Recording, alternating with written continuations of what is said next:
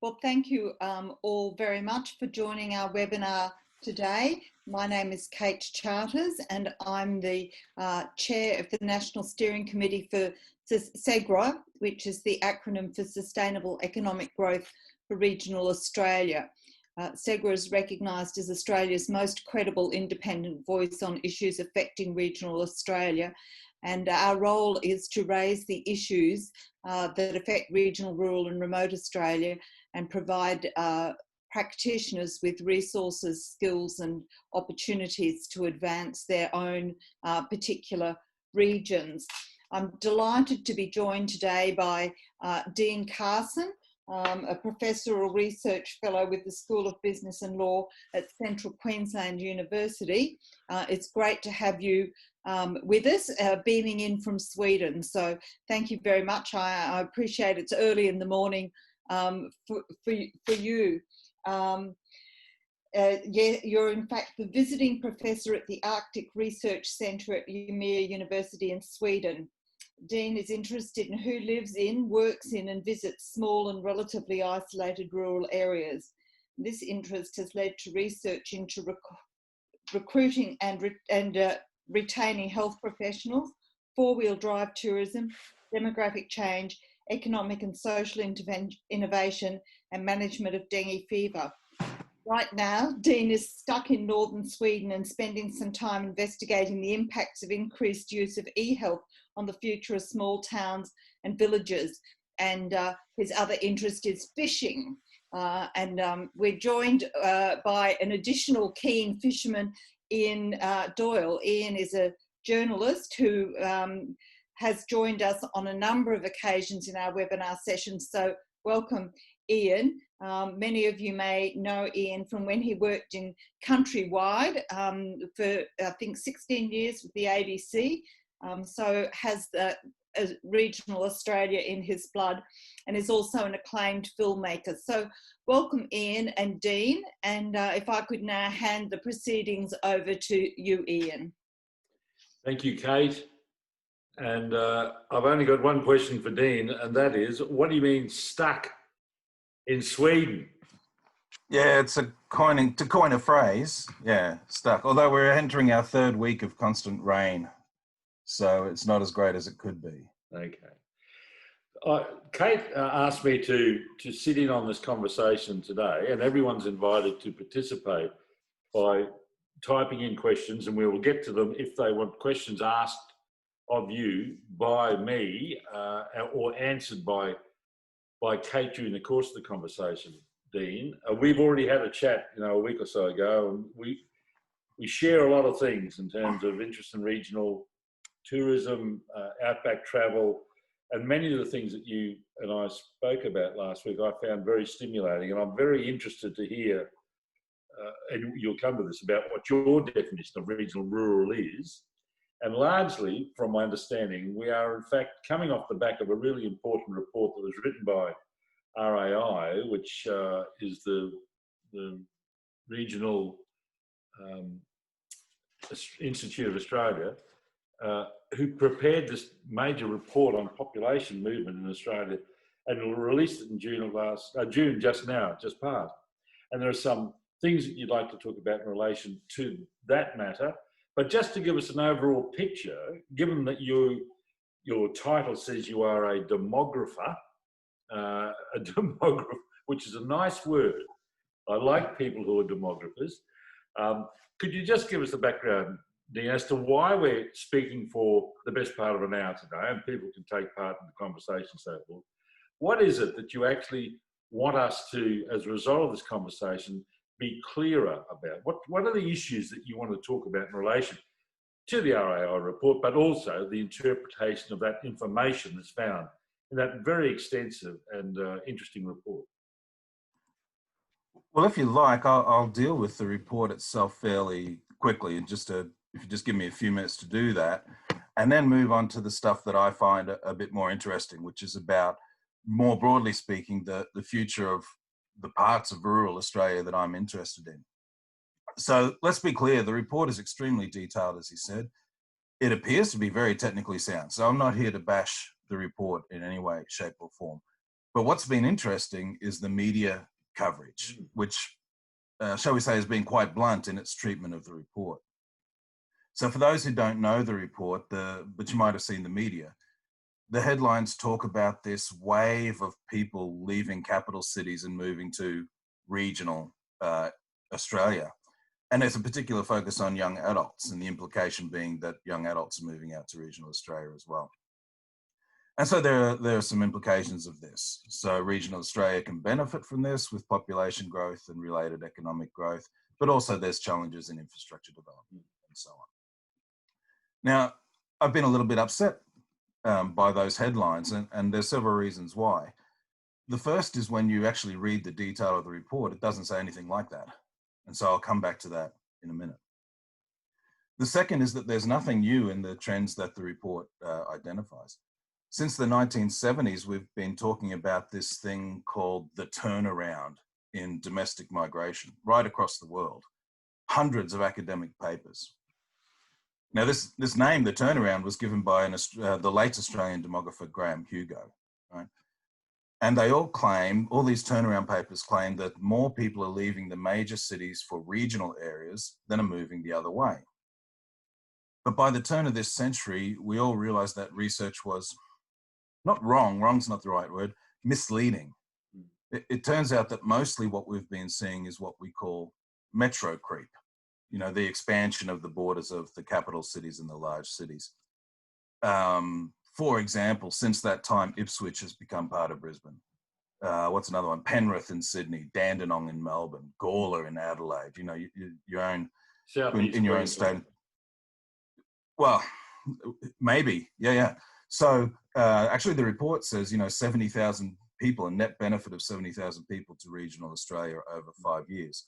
But if you account for that kind of metro creep in southeast Queensland, as you're talking about, also the sort of Illawarra stretch there in New South Wales and the stretch between Melbourne and Geelong, a couple of them, that benefit disappears altogether. So it's not about regional Australia as a whole entity, it's about fringe metro areas mostly. I also have an issue with the reporting of the young adults. Movement of young adults, and the flavor of the reporting is that everybody's going regional. That's rubbish, of course, and the report makes that clear.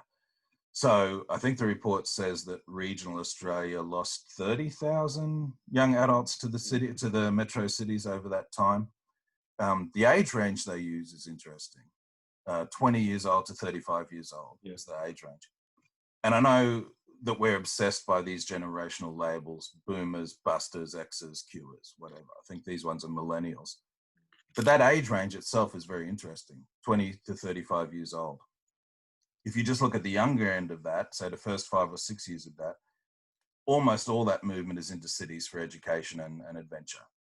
But if you look at the older age end of that, the people in their 30s, there is a lot of movement out to regional Australia.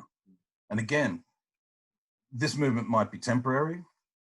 Again, it's been known in the literature for a long time. It's called escalator migration. When you're young, you're just entering the workforce. You head out bush to try and get some career development, some rapid career development, or you're forced to if you're a teacher or a nurse or whatever. Sometimes. Or housing. So the other thing they talked about was housing, besides the career development and lifestyle. They're the 3 things that were named in the report for reasons for moving to the regional centres. Yep. Yeah, well, the housing stuff, again, is a lot around that metro creep. So if you go and visit those areas, they're just suburb after suburb after suburb, right? And the advantage is that the land prices are a little bit cheaper than they would be if you were just on the other side of the border. So all that's fine and good. And I guess if there is a criticism of the report, it's that it ignores this long history of research. But then I'm an academic, so I think that you should always do that first. One thing I want to really praise about the report, though, if we can move on to something positive about the report, is this the Hotspots stuff it did. You know, when it looked down at local government area level and so which are the winning and losing local government areas. And it's really fascinating to me, again, when you track through the data historically, that there are some stable hotspots and there are some really volatile hotspots.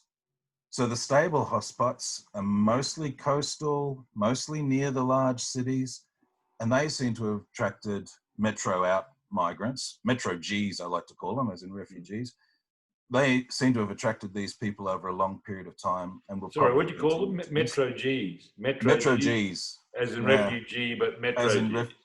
that's the one. All right, Yeah. I'm hearing you. So I'm going to write that down. You can use it. I will. In net terms, it's not a lot of people each time period, but it's been happening for a long period of time. So there's something there. Yeah. But the sorts of hotspots I'm interested in are these volatile ones. And the report attaches these mostly to mining activity. And the migration waves come and go as the mining activity comes and goes from these places. And what's really interesting is bursts of positive net migration from the city don't actually give rise to long-term population growth. So if you look at these places, they grow more slowly than the rest of regional Australia over the long term, despite these bursts of activity. And we can talk about that a bit later. Yeah. One thing we might talk about is the recent experience of the Northern Territory, which really shows you how fragile this type of hotspot development is in Northern Australia and Outback Australia in particular. You're saying they peak and then they come back to the trend line that they've been on for the past 50 years. Right, and often there's a dip even, and then they come back up. So often at the end of this, I talk about don't generalize unless you know you're generalizing. So I'm going to generalize. Right. I say often what happens is X many people arrive, but X plus Y leave because the X many people have met others and they drag them out with them. So often the out migration, this is what's happened in the Northern Territory. The out migration far exceeds what the in migration was. So it's really fragile. Let's go on about hotspots and the things that I'm interested in now, which is the cold spots. And this has nothing to do with the report. This is just all about me. But I'm reading through that report and I'm going, oh, that's really nice for Victor Harbour and that's really nice for Byron Bay or whatever, all those things. But I'm looking for the places that I'm interested in and they're just not there. So they're the cold spots. And these are dominated by places areas that are dominated by small towns and villages. Most of the population centres, few dozens, few hundred, maybe a couple of thousand people, and isolated from these larger cities, the 30, 40,000 people place. Not remote, although I am interested in that. But in the UK, they call it rural remote, almost always inland rather than coastal. Let's give some examples. If you think about just that, if you just go west of the Dividing Range, if you think an East Coast, and up the north, you've got Longreach, Blackall, that kind of region. You come down through New South Wales, you've got some of those New England areas in New England, and a lot of the inland north-south highways in New South Wales. The far east, maybe, of Victoria, but the far west, definitely, the Horsham kind of region. Almost all of rural South Australia fits that kind of mold. But the mid-north is kind of the exemplar. I don't know so much about the other places, but I always think in Western Australia, if the name ends in up, you're in the sort of place that I'm interested in. Yeah, that's right, anger and up.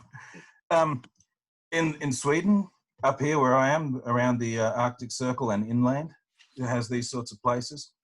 In Canada, they're known as the Forgotten North. So that's kind of between the US border strip, the densely populated bit, and the really remote Northern Territories. Scotland Highlands would be another one that people would be familiar with. Parts of the Austrian Alps, the Spanish Alps, all that sort of stuff. What unites these places, not just that they're small and relatively isolated, but they've been losing population for a long period of time now, since the 1960s. So on the one hand, it's reasonable to think that population and economic growth can be spurred by migration to these areas from the larger cities. All right. But what I'm always thinking about is, what if you've had 60 years of losing that game? What do you do then? How do you try harder to get these metro Gers or metro fleers to move in? Are you just going to pick up the scraps of this 70,000? Or are you going to hope that it becomes 700,000 and there's a bit more scraps? Do you ignore the cities and try and just rob from your regional rural partners? Do you just ignore domestic migration altogether and try and solve the riddle of international migration? There's some good examples there. Or do you just give up and pretend you're going to get into tourism and a tourism will save you. Mm. So all these places have tried all these things and don't seem to have got very far in the last. The thing I'm hearing, Dean, is that I thought Australia in some way was unique, but what you're talking about is the commonality between what's happening around the world for these isolated villages and places around the world. It's common. It's not something that is just about the Birdsville track or, as you say, the mid-north or elsewhere in Australia. No, it seems to be, some people have even tried to throw out numbers. It seems to be that if you don't have this kind of rural urbanization where your population centers are at least 5, 7, 10,000 people, you're on this slope of losing population. But what's really interesting to keep in mind is that very few of these places actually disappear. I mean, the era of disappearing towns predates the 1960s. And again, the Mid-North is a great example of that. So what's starting to emerge now is this idea of, well, if you can't win this migration battle, can you develop through something else other than population growth? And the issue is, can you get these towns and villages to provide a good life for the people who live there, irrespective of how many people there are, where they come from, and whether you have more or fewer over time. Let's come to that in a second. Your definition of what you say is rural and regional. I mean, the report says that if you're not in Sydney, Melbourne, Adelaide, Brisbane or Perth, you're in the bush. So that's it. So I've got Australia's regional rural, except for those 5 major metropolitan centres. What is your definition of what your rural is in Australian terms, at least? Well, regional rural covers everything, and it's not so much my definition, but what am I interested in? And I'm interested, if you look at the stats internationally in the sort of countries I mentioned, something like 95% of people live within CQUI of towns of 50,000 people or larger, right? So that's boring, dull. That's what everybody does.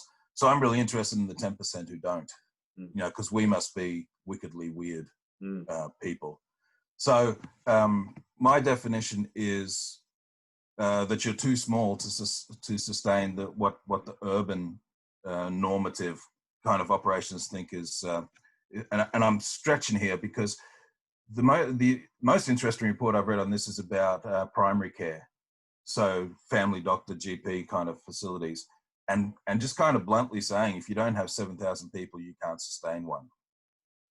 So then the question is, well, how do I sustain access to primary care if I can't sustain this traditional mode of having a GP clinic somewhere They nearby? are unavoidable numbers, are they not? I mean, the fact is that unless you've got that 7,000, unless you've got the RFDS arriving on a fortnightly basis and delivering you that sort of healthcare, eHealth is another, we can talk about this in a minute, but so how do you get around that problem when you've got less than 7,000 and to maintain the health in these small communities?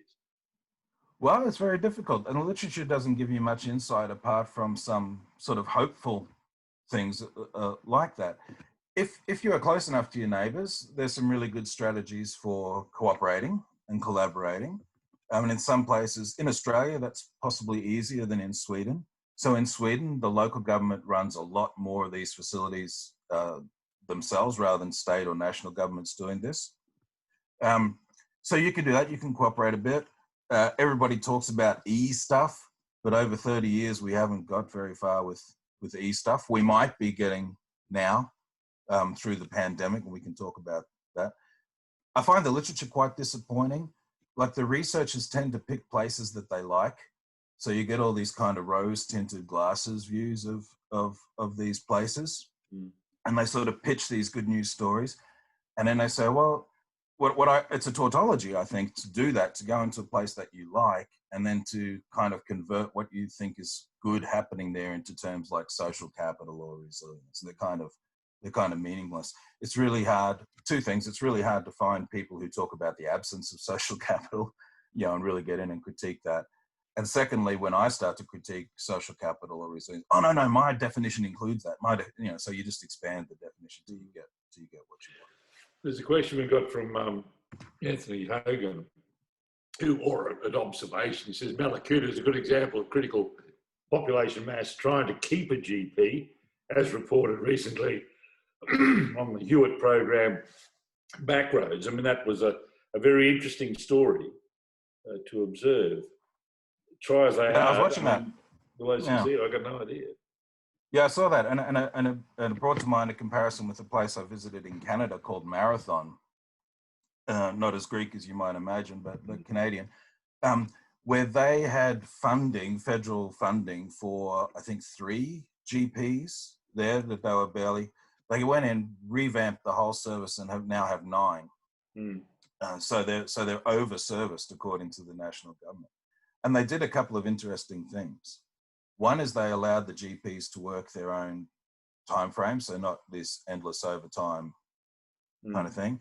The second is that they started a little research center so the GPs could do academic career development at the same time. And the third thing is that they encouraged people to leave.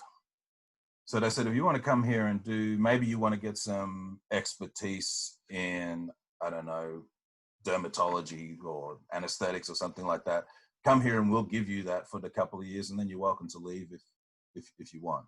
And so this actually made them a very attractive place. So there are some places trying different things, and some of them we see appear to work or whatever, but we just don't know what the formula is.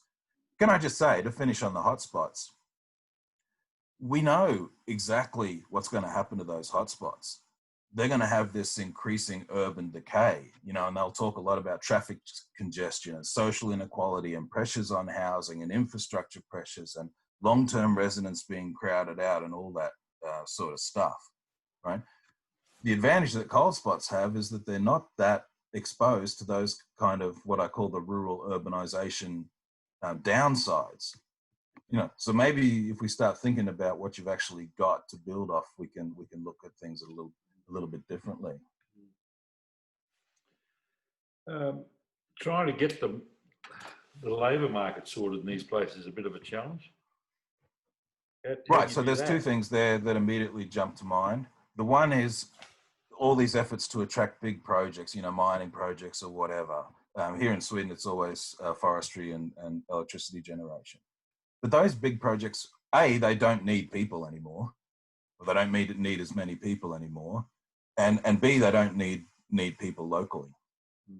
So we actually tracked this through with mining, and we found the 1960s a mining project might need, I think it was 3,000 workers, right, for construction and all that sort of stuff. By the 3,000 locally based workers, because it was going to take several years. By the turn of the century, it was 300. Now it's 30, right? 30. So 30 locally based people. So you still have this large workforce. It's got nothing, it's just not the size and so on. So you track that through. So that's the first thing with the labor market, is expecting these big companies to come in and provide big jobs just ain't. It's so rare now.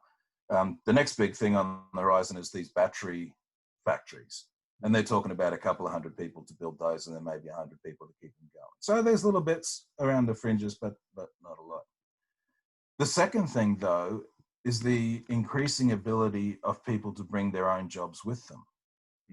And this is actually what's happening with a lot of the MetroCreep. So if you look at the people who left Brisbane to go and live in the Gold Coast or Sunshine Coast, nearly half of them still commute for work to Brisbane. So they've been able to relocate with their job. And we're stretching that all the time. So some, I was going to use a rude word then, some person I know managed to sustain a job in Australia while living in northern Sweden. Right, so these things are possible now, and we see that all the time.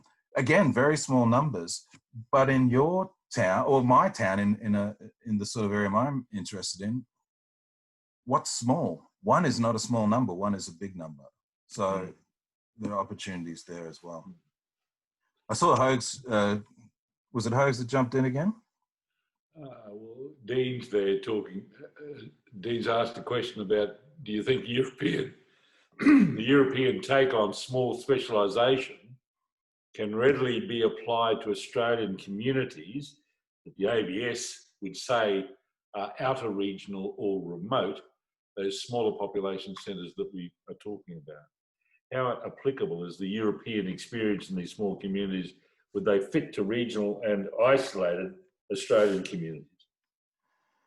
Yeah, smart specialization, it's all the rage in Europe at the moment. And what we find that you need to succeed in that space is you need to become bigger and bigger.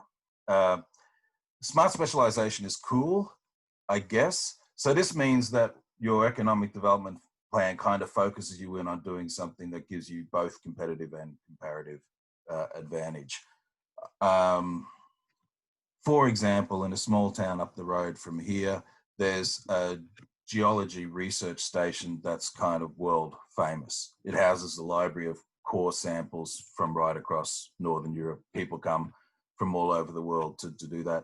They have, over time, invented the technology that, remember the show Time Team? And they're always pushing that stuff around and looking under the ground with it, underground radar. So that was, that technology was invented there. The town itself has about 2,000 residents. It's a long way from anywhere. We did a little report on it, and we found a couple of things that they did that were really interesting. The first thing they did was, for a long time, they ignored the local universities, local being 300 or 400 kilometers away. They found that those universities thought that they were just little fringe people, not all that important.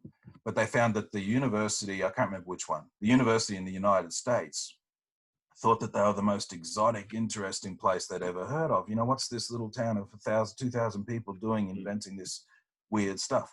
So they were able to get access to the knowledge resources they needed by bypassing the local network. So I found that that's interesting. But Anthony's question is about, well, can it work in Australia? And I guess, I mean, there's not a lot of examples like the one that I just gave where they've actually shown it working in Europe. What's the example?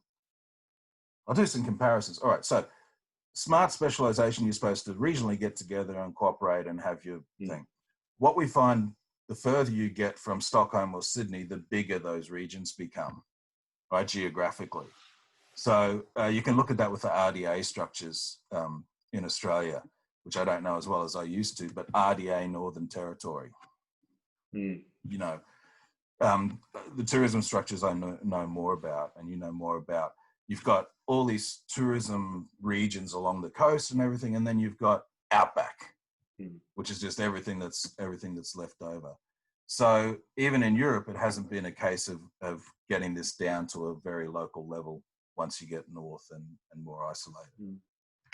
The biggest community in South Australia, of course, is what's called out of areas, which is about 80% of the whole state, you know, that covers north of Port Augusta. And a fellow at Blinman is the bloke who's in charge of, you know, 80% of South Australia. He's the, you know, the council, so-called, run the whole show.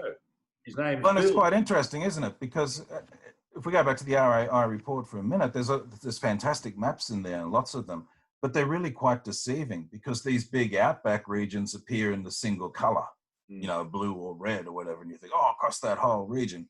But in a place like where you're talking about there, it could be one town that's flipped the numbers for the whole region. It's got no, well, you know, what's happening in Marla or whatever has got no relationship to what's happening in Copley or whatever. So one of the things that distinguishes the type of rural that I'm interested in is that the towns, even that are next door to each other, often have nothing to do with each other.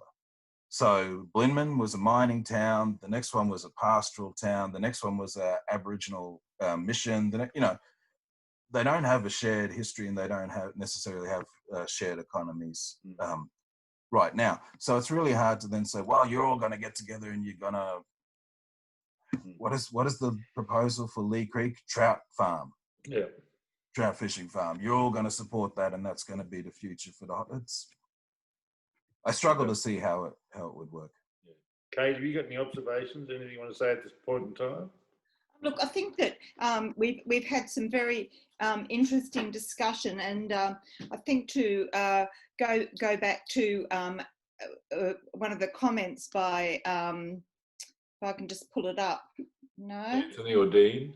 Yes, no, by Anthony, saying that between 2011 and 2016, more than 1.2 million people either moved to regional Australia or moved around regional Australia from one location to another. More than 500,000 of these people moved from capital city to the regions. And then he's saying, from what you're saying, this email promoting the report didn't help the mistaken turn taken by the media. But I think it makes an interesting point of people moving around the regions. And so people might move from Toowoomba to Armidale, that sort of movement around the regions. People who are looking for the lifestyle opportunities. Some of these people have career public servants, but others run their own businesses. I'm thinking of digital technology businesses in particular. I think the other thing that's interesting is some of the smaller towns, and Dean might like to comment on this, that have attracted migrants. So I'm thinking of some of the riverina towns that have had strong migrant attraction programs and how they've worked. I'd also like Dean to talk a little bit more about social capacity and the lifestyle that regions offer and how that attracts people to regional Australia. Well, there you go, Dean. There's a starting point. I'll try and remember all that. You can remind me. So one is the numbers, two is internationals. Yeah, you could include refugees three in that. is the social advantages or something. Since I've already said I don't want to use things like social capital, so we can talk about that. The numbers are extremely interesting, and I kind of talked about that before. That if you just expand the borders a little bit, you don't get the numbers anymore. But even if you don't, and the answer is 70,000 net benefit to regional over 5 years, that's about the same as the amount of deaths in regional Australia. Well, it's a bit more. There's about 50,000 deaths in regional Australia over the average 5-year period. So that in itself is not a recipe for rapid population growth, except that it operates in this hotspot kind of model, you know, that a place will get another.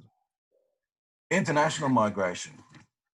And I said in my kind of scripted bit, I said the riddle, the puzzle of international migration. And in Australia, more so than the other countries I looked at, maybe Canada is similar. There are groups of international migrants who are more or less forced to go rural/regional when they arrive. And the expectation is that they'll all get up and leave as soon as they can, and they'll all end up in Sydney. That's kind of, again, that's what the media kind of portrays this. Yes, but also no. And I'll step away from Australia for a moment and look at what's happened recently in Sweden.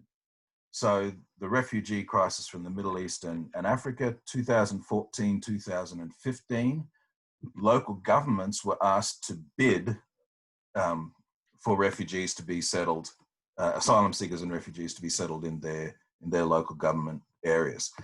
And some bid for none, you know, some didn't want to have a bar of it. Up here in the north, most local governments bid for lots, and they mostly bid for unaccompanied children and single parent, not single parent households, but young families where it's the mother who first came over with the kids and the father might join later if he can get out as well. And my local government area, total population about 5,000 people, 700 of these. You know, so a massive number when you're looking at it in relationship to that population.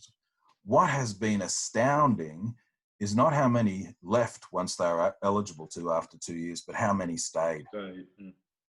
And we're talking about places that really don't have the language support facilities, the cultural support facilities. There's not the religious infrastructure that, you know, you just wouldn't expect that to happen. But people did develop, not just that they stayed, but some left and came back, which was really weird.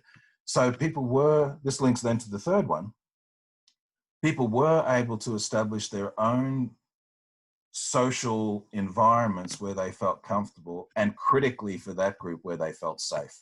And so we talked to some of the ones who had left and come back. And 2 comments. I just didn't feel as safe in Stockholm, right? Things were a bit overwhelming there. And secondly, I was just another refugee person in a refugee housing apartment in Stockholm.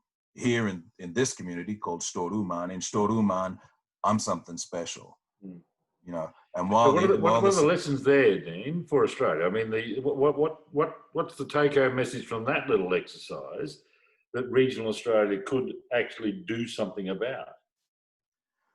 well, you have to be welcoming, you have to be tolerant, and welcoming, but you also have to accept that people are allowed to come and go.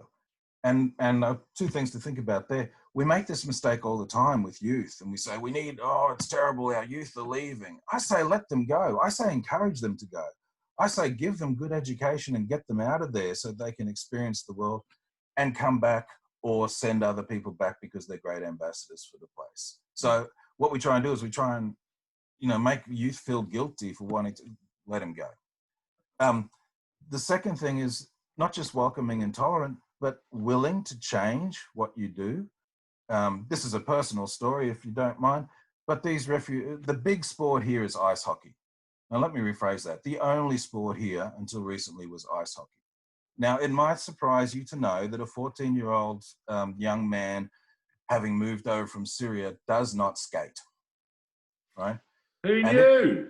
Who knew? Who knew? And so it took a couple of years for anyone to even ask this 14-year-old man what he would do instead, and a couple more years to set up the infrastructure for that, which happened to be basketball, which is what I do. So it was good for me.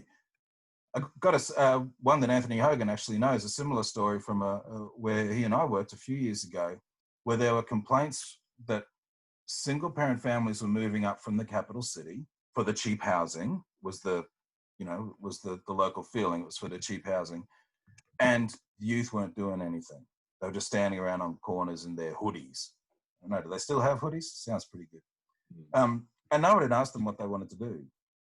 It turns out that they didn't want to play Australian rules football, but they were really interested in forming a rock and roll band and so on. So once we realized that, you could do something with that, and it becomes a benefit to the whole community. So in the basketball example now, it's the second biggest sport behind ice hockey now, is basketball. So it's given a whole range of kids who weren't hockey players an opportunity to play sport. So you get, what about when I leave though?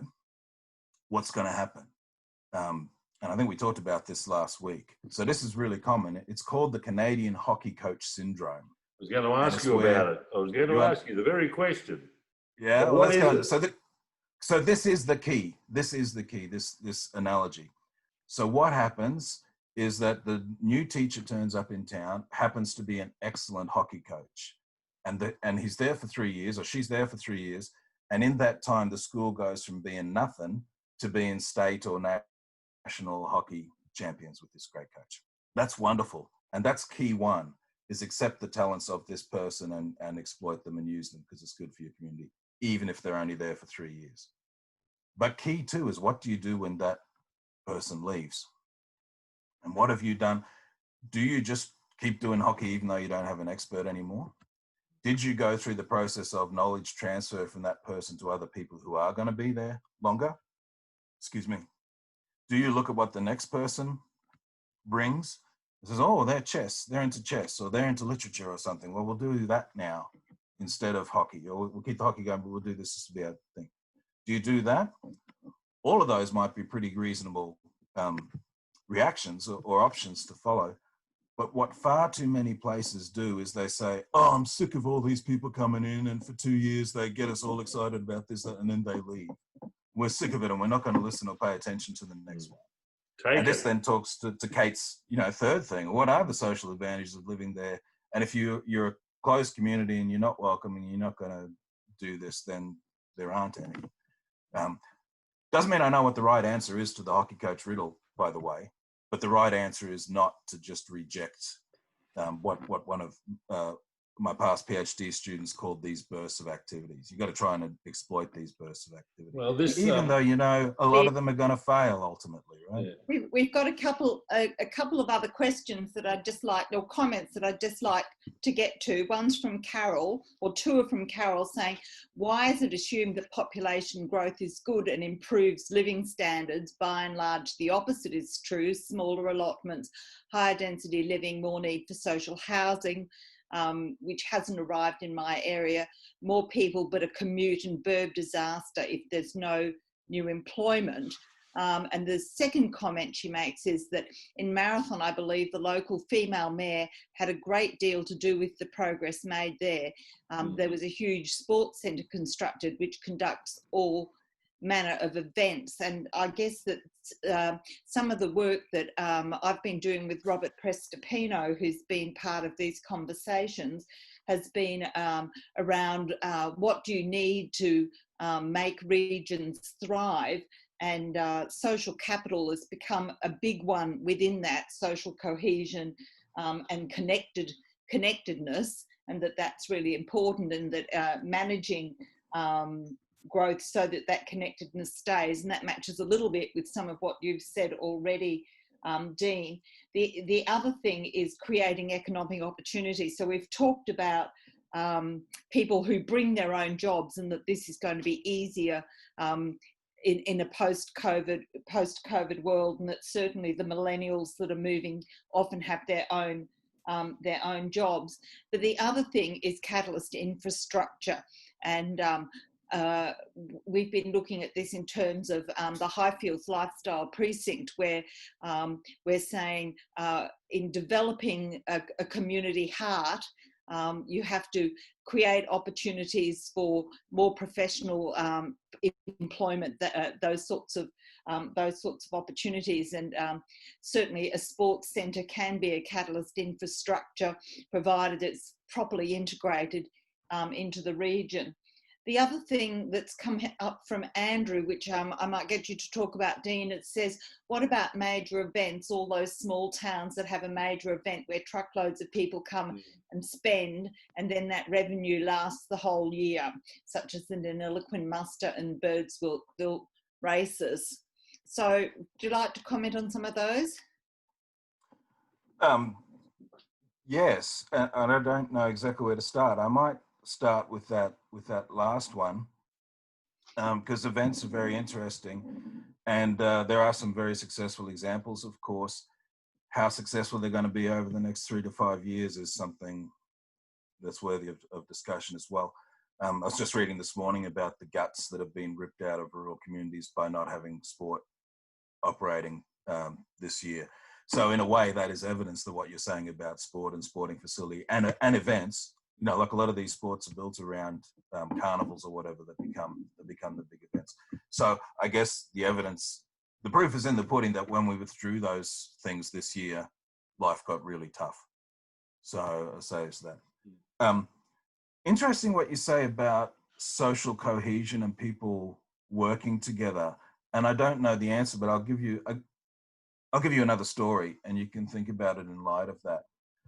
One of these northern Swedish towns that took on a lot of these refugee kids, and they didn't want to play basketball, they wanted to play soccer, naturally. There was already a soccer club in town, one soccer club in town. So to play a game, they had to travel hundreds of kilometres to find the next soccer club, and people in Australia will understand that very well. Now they've got all these new kids with different cultural backgrounds and whatever, and there was some disputes between the Swedish-born and the refugee kids, and the refugee kids took over the soccer club, and the Swedish-born went and created a new soccer club.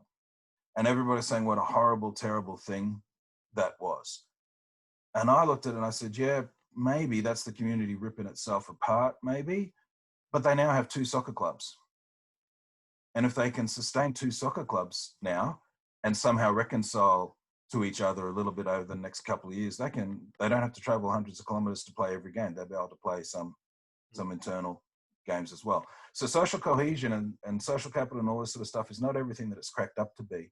And often if you want to be innovative, you have to actually have disequilibrium. rather than equilibrium. You have to have lots of ideas to throw around. What you need, though, is a process by which you can reconcile that disequilibrium so that you just don't end up with long-standing hatreds. I've kind of wandered away a little bit from Kate, if you want to remind me the middle bit. What you were talking about? I think that Kate was talking about. Yeah, it feels like some time ago. I think well, while you're thinking about it, you talked the other day about the city way of doing things, which is not something that's applicable to regional, the way of doing things in the bush. And what was the example you gave there that clearly triggered in my mind? I hadn't thought about that like that. Instead of doing it the city way, you do it differently. Right. The example I use over here a lot, internationally a lot, is Australian rules football. I don't know if that's the one you're thinking about, but I'm going to run with it anyway. So Australian rules football is a sport played by 18 men plus people on the bench. You practice on Tuesday and Thursday nights and you play on Saturday afternoon, right? And you go around rural southern parts of Australia, the AFL states, and they all tell you how terrible it is because they can't sustain a football team anymore. So they've had to combine with someone 100 kilometres away and they've lost their identity that the club. And you say to them, and they say, this is because we can't get enough young men to make up the team. We can't get our people to train on Tuesday and Thursday nights because they're shift workers, and same with playing on Saturdays. And you say, well, why not play 16 aside rather than 18 aside or 14 aside? Why not have like a carnival structure where you don't play every Saturday, you have 3 or 4 big events during the year that you play in? Why not have some training weekends, or, why not change? And they say, well, this is the way footy is structured. That's what we do. And so why are you allowing the urban definitions of what footy is to dictate how you do it in a rural area that could do it differently? And interestingly, of course, in the past few years, why can't you let women play? So footy has started to restructure and become more viable for rural communities, but only because the urban power brokers declared that was possible to do so. And so I personally think there's a lot more. And the other one is the health, like you can't sustain a primary care facility because you don't have 7,000 people. Yeah, well, that's what you call a primary care facility, but we're willing to think about something else that is a primary care facility that looks a little bit different and is designed and suits us. Now, what you're fighting against, of course, is the policy layer often. And even if that's policy layer within your sport or policy layer within the health departments or whatever. So you're fighting against that. But the alternative is to not fight, I guess. And die. And it folds up. It doesn't continue. Right, and miss the opportunity of having something. There's these high schools in rural Australia that can't teach physics or whatever because they can't get physics teachers. Why don't you MOOC into Harvard University's physics course or something? Again, the situation has changed in recent years and will change again after the pandemic when a lot of urban places are facing the same issue. And in this place we were working up in Queensland, they said, yeah, we could do that, but it wouldn't get accredited for the GCSE or whatever the equivalent was up there. And I said, well, that's fine because your kids aren't getting physics on their GCSE anyway. But at least offering these, out of school things to learn physics or something, at least they're getting exposed to that subject matter and they can use some other argument other than GCSE score for why they can continue that. I think so there are these examples, and I don't make this up. I mean, these are examples that communities have tried or are trying around the place. And what I look for is why more don't do it. And look, I think that's a really great example that leads to the middle part of my discussion, which you asked me to reflect back on. And Carol has sent in another thing which kickstarts this. But I suppose I was saying you need social capital, and I think you've made a good point that doesn't mean being cozy and everyone being friends all the time. That there's some growth within that social capital and cohesion. And then catalyst infrastructure. But the third thing I talked about was economic opportunity. And Carol's made two good points here, and they link into what you were saying. Factories and some industry is not necessarily going to provide employment. This is Carol's from Mount Barker. Elon Musk's electric car factory is robotics based. So the only employees are high-end IT guys. So a lot of places on rural fringes are into craft beers, craft ciders, gin, gourmet cheese, boutique wineries. Efforts to get a centre of excellence or university campus have failed, yet major ministerial rezoning is bringing growth without employment. And I suppose this is what I'm saying in economic opportunity, is that we are increasingly seeing that employees, if we want high-end employees, people with good jobs and high incomes, then they are the high-end IT guys, etc., that we don't necessarily have instant access to within our regions. But it's possible to source this stuff outside the regions. And I'll just give a couple of examples there. People would know about the Port Augusta, Port Pirie, Whyalla triangle at the top of Spencer Gulf. Spencer Gulf, thank you. At the top of Spencer Gulf. And they've got a huge tomato factory there, but they've also got a biosecurity hub there. And they have a lot of trouble getting employees to the biosecurity hub. And when they drew this to the attention of the university was able to say, well, we train nurses, so presumably we can train people here to work in biosecure environments. And then the tomato industry said, well, we actually need people who can work in sterile environments as well. So when they unpacked the sorts of skills that they needed, it turned out that they were professional level skills, and that the local university, whilst not currently offering the course, could offer the course. Or a course that could deliver against that and create employment in their local area. And they've then moved on, and there's several examples of these around regional Australia, to have these multifunction learning centres so that you can use IT and digital technology to train people up in skill sets that don't exist. And as Dean's rightly said, the MOOC world is endless, provides endless opportunities for professional development. And I've just been reading a report written by a local councillor from Tasmania who left school at grade 10 and's just completed her PhD in a regional university centre. So the opportunities are there, and I think are going to be opening up even more.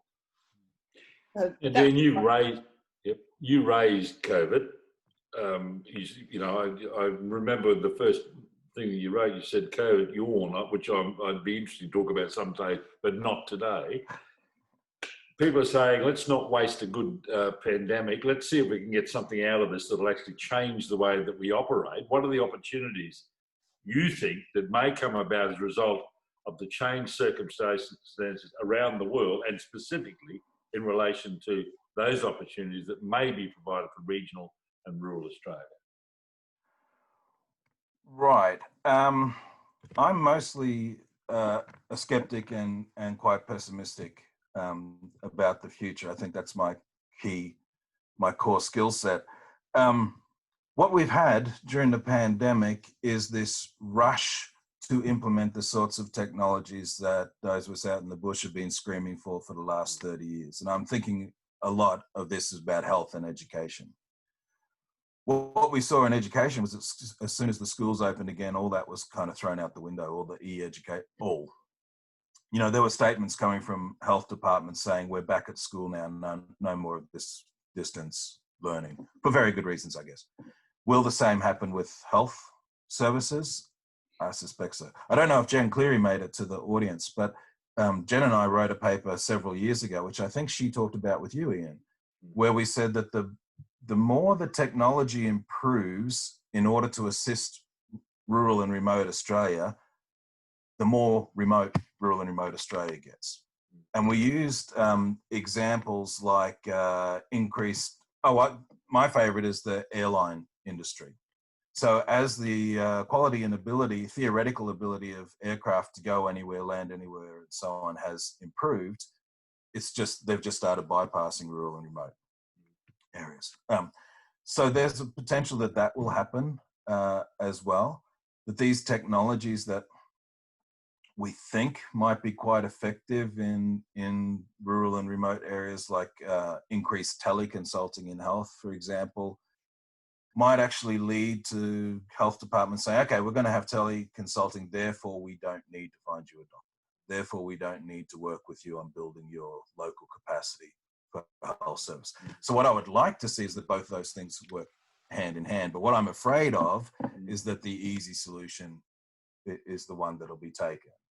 For example, we've had a town up here, a larger town up here, that struggled to get doctors for years and years and years and years. They've decided to go on a teleconsulting model, and the call center, if you like, is in Spain. How's that work?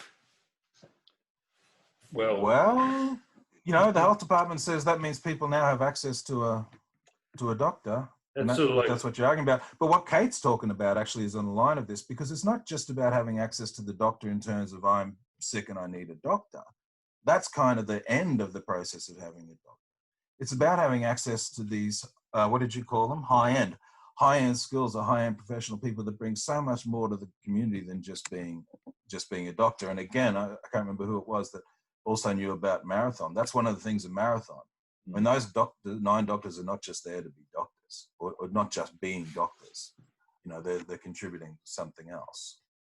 Carol Bailey is a very active participant in this conversation, Dean. She's written about 4 more pieces of questions post that. We've only got 4 minutes left in total. You need to come and bring this thing to a head in terms of what you want me to take away from this conversation and everybody else watching. What is it that you would like to do as a result of this chat we've had for an hour that sticks in my mind, like the couple of things we spoke about the other day? What is it you want me to take away?